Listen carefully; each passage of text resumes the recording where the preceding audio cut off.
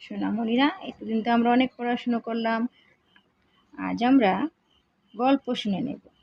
গল্পটির নাম হলো ৩ সাথী। তোমরা তো নিশ্চয়ই গল্প শুনতে ভালোবাসো, তাই আমরা আজ একটি গল্প পড়ে নিই। এক ছিল হাতি। কি ছিল সোনামণিরা? এক ছিল হাতি আর এক ছাগল ছিল।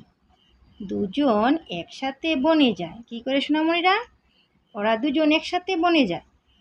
হাতি গাছের ডালের নিচে সুর দিয়ে নামায়। কি করে? হাতিটি গাছের ডালটিকে এই যে সুর দিয়ে নিচে নামিয়ে দিচ্ছে।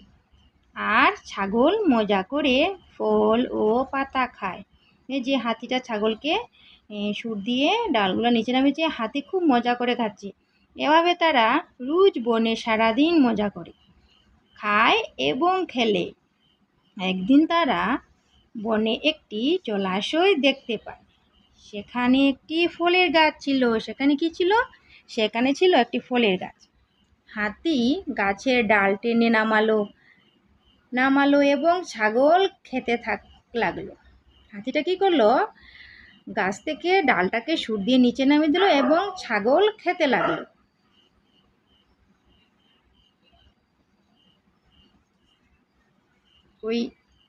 ওই গাছে একটি পাখির বাসা ছিল। কি ছিল সোনামণিরা? ওই গাছে একটি পাখির বাসা ছিল। ছাগলটি ছানাটিকে বাঁচাতে জ্বলে গেল। সেও ডুবতে লাগলো।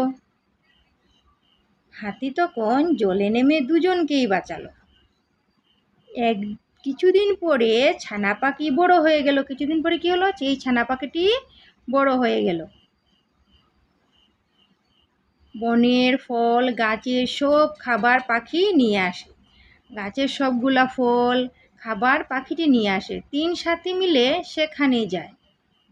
৩ সাথী কে বলো তো সোনামণিরা? এই যে হাতি, ছাগল এবং যে পাখিটিকে ওরা জল থেকে বাঁচিয়ে নিল, সেই পাখিটি।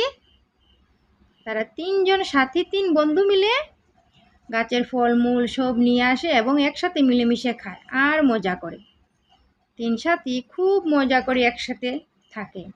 এইভাবে তারা ৩ সাথী প্রত্যেক দিন মজা করে এবং একসাথে খেলা করে।